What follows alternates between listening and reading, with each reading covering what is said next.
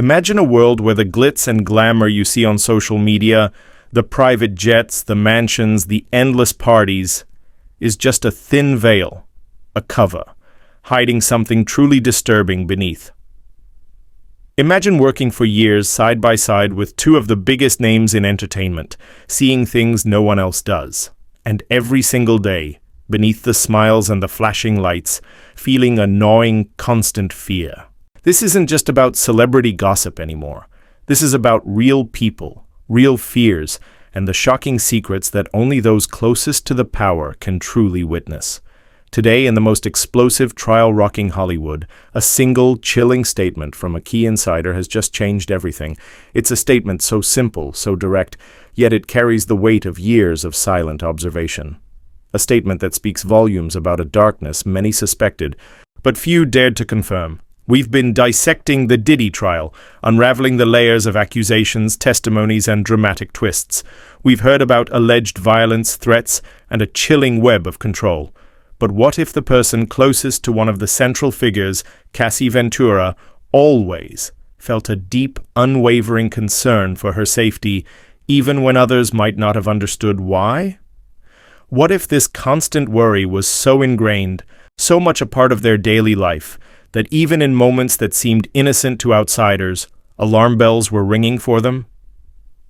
Today, a man who lived and breathed in Diddy and Cassie's world for a decade, a celebrity stylist named Deonte Nash, delivered a bombshell.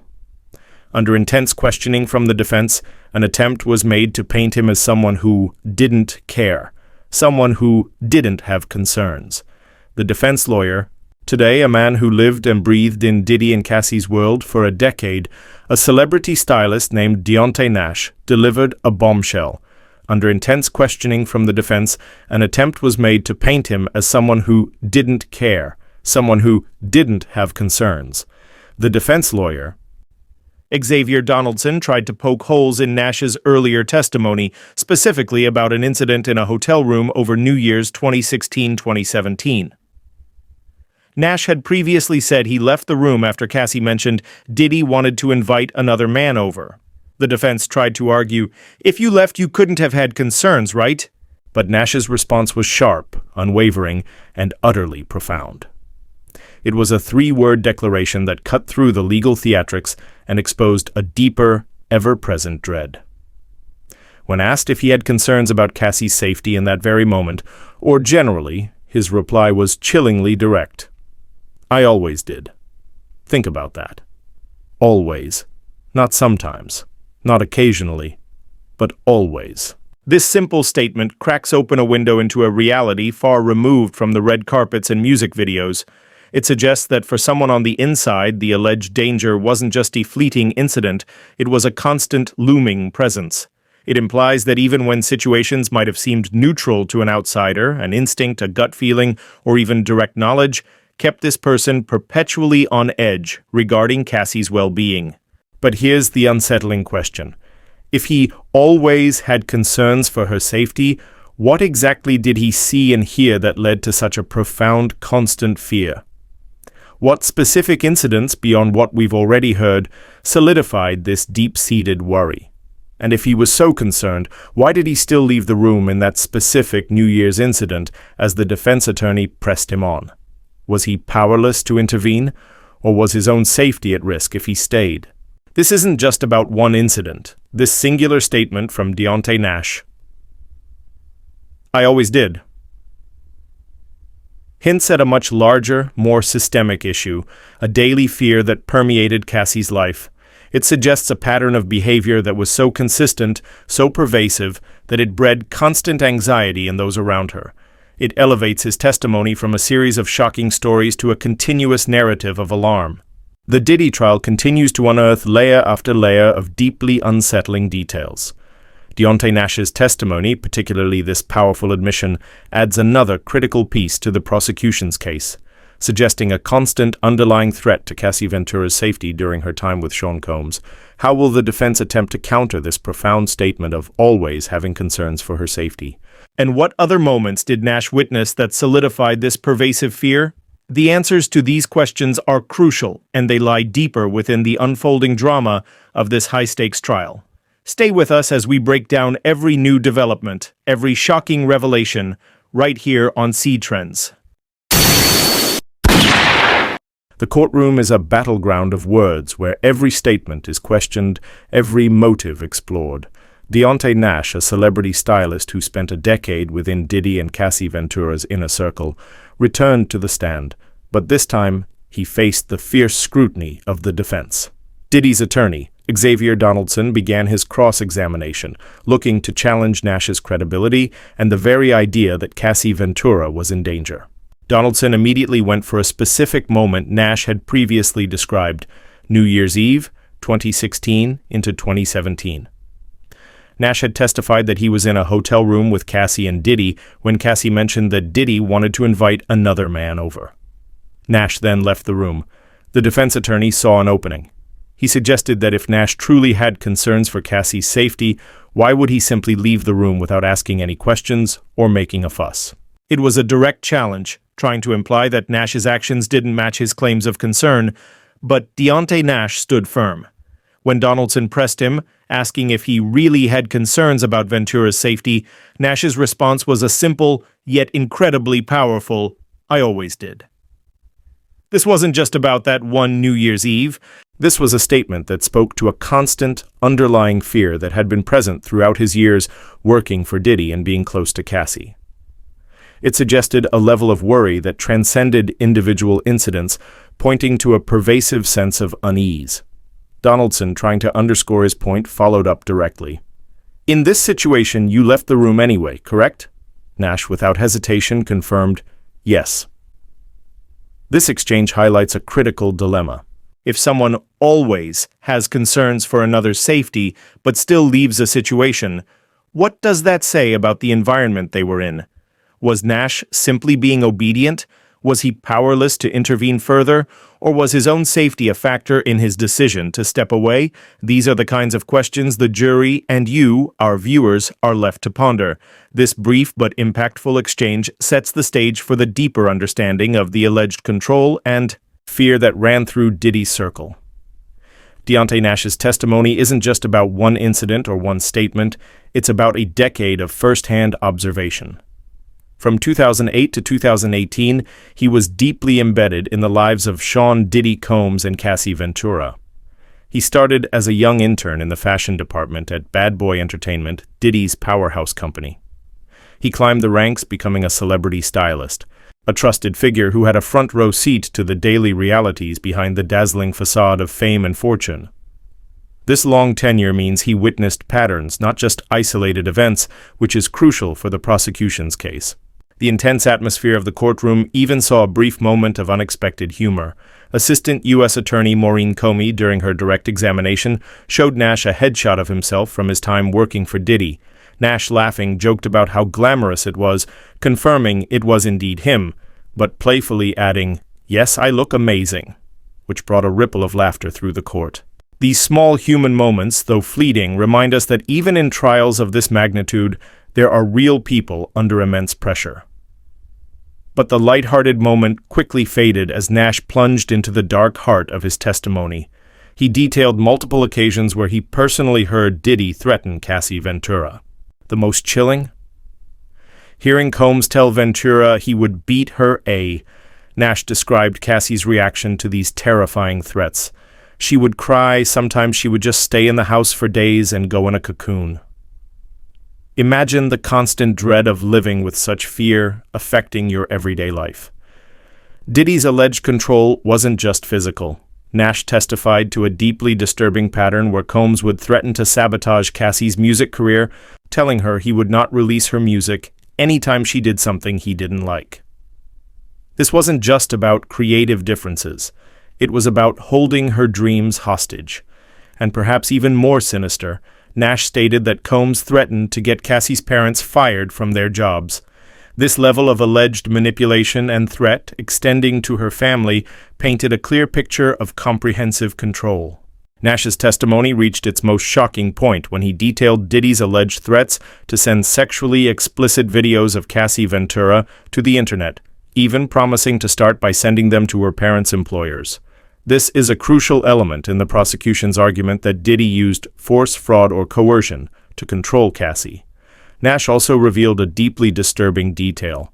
Cassie told him that Diddy wasn't on the videos, but rather it was Diddy taping her with other men, and she only did it because Puff wanted her to. This allegation is central to the sex trafficking charges and has sent shockwaves through the entertainment world. Diddy's alleged control extended to even the smallest details of Cassie's public image.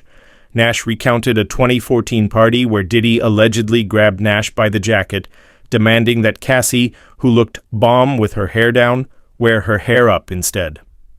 Nash had to frantically find hairpins and take Cassie to fix her hair in the bathroom. Furthermore, Nash testified that all photos of Cassie Ventura's outfits had to be sent to Sean Diddy Combs for his approval. He would pick which one he liked, and that was usually the one we went with, Nash stated. This level of micromanagement speaks volumes about the alleged power dynamic. Cassie's music career itself was allegedly under Diddy's thumb. Nash confirmed that Cassie's mixtape, Rock-A-Bye Baby, which was a top mixtape in 2013, was never sold online. Despite Diddy promising it could go on streaming platforms if a free download went well, this testimony strengthens the prosecution's claim that Diddy used her career as leverage. Perhaps one of the most chilling aspects of Nash's testimony involved Cassie's alleged weekly hotel stays with Diddy. Nash testified that Cassie would often pack a black duffel bag with sex toys for these trips, and that she told him she didn't want to go, but she did because he wanted her to. He even recounted Cassie's 29th birthday, where she argued with Diddy because, as she told Nash, Diddy was mad, because I don't want to go to the hotel and freak off with him. These accounts are central to the allegations of coercion and sex trafficking. Nash's testimony became even more harrowing as he detailed direct accounts of alleged physical violence. He described a horrifying incident in 2013 or 2014 where Diddy allegedly attacked Cassie in her apartment, grabbing her by the hair, pulling her off the couch, and hitting and kicking her until she hit her head and started bleeding. Nash and another assistant, Mia, who is expected to testify soon, allegedly jumped on Diddy's back to stop him. When Diddy saw the blood, Nash testified, he panicked and allegedly said, "Look what y'all made me do," shifting blame for his actions. Nash even tried to call 911, but someone allegedly told him to hang up before the call connected. This account paints a graphic picture of alleged brutality and control over the aftermath. Nash testified he saw bruises on Cassie Ventura quite often, on her legs, arms, and neck. He recalled a 2015 incident where he witnessed Diddy slap Cassie across the face in a parking lot. He even noticed Cassie with a black eye on FaceTime before a premiere in 2016 which she attempted to cover with makeup.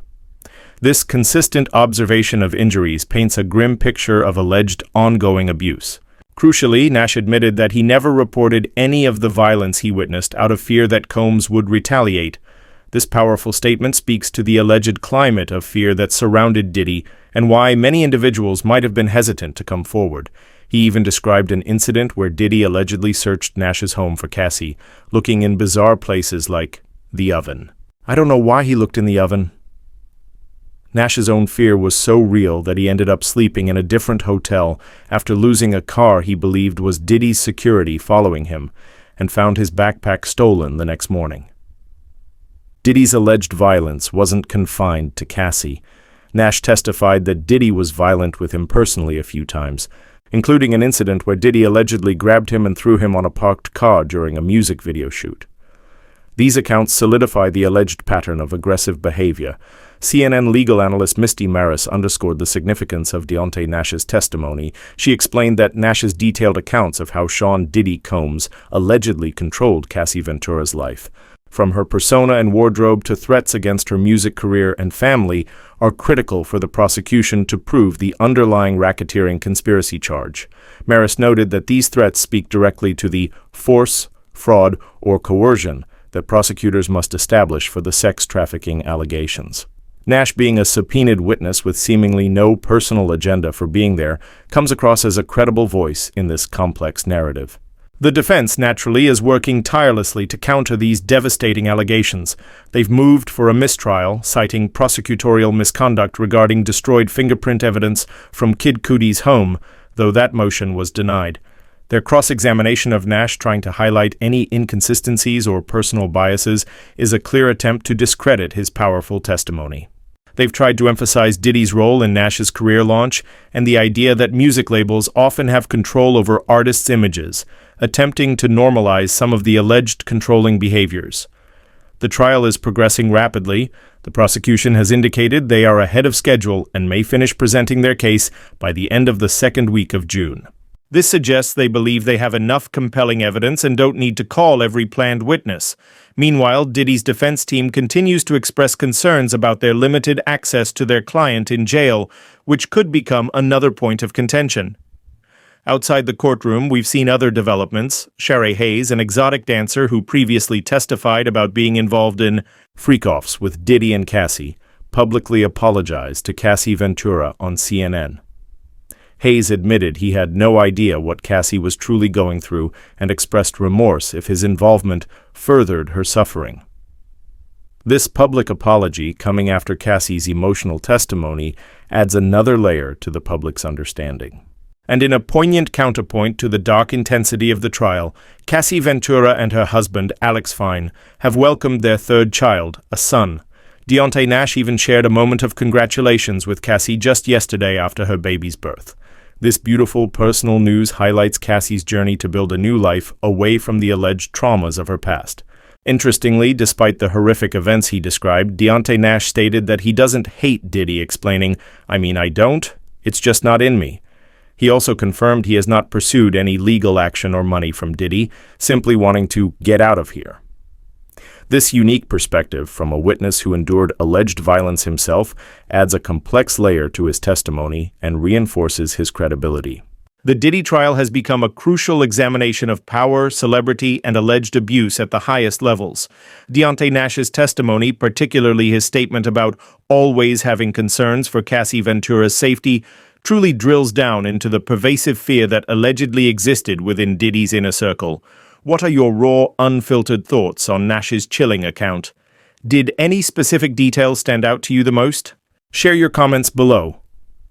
Your insights and perspectives are what make the CEtrends community so valuable. To stay on top of every groundbreaking moment in this trial, every new witness, and every critical legal maneuver, you must be subscribed to CEtrends. We are dedicated to bringing you the most in-depth, unbiased, and easy-to-understand coverage of the biggest stories in celebrity news, without the fluff. So if you haven't already, take a moment right now to subscribe to CEtrends and hit that notification bell so you're alerted the instant our next video drops. Don't let the mainstream media dictate your understanding. Get the full picture here. And to ensure you're fully caught up on every shocking development, we've prepared a few essential videos for you. First, if you missed the initial law enforcement testimony, you need to see Diddy Trial Day 11, the chilling threats that reveal his true power. Then, to understand the core charges, dive into Diddy's Trial Day 11, every shocking detail police and fire investigators discovered. And for an even deeper look into the lives of those allegedly affected, check out our full playlist on Diddy Trial. You can find all these crucial videos and more detailed breakdowns by clicking the links on your screen now or by visiting our channel page. Thank you for making CEtrends your go-to source for celebrity news that matters. We'll see you in the next video as this historic trial continues to unfold.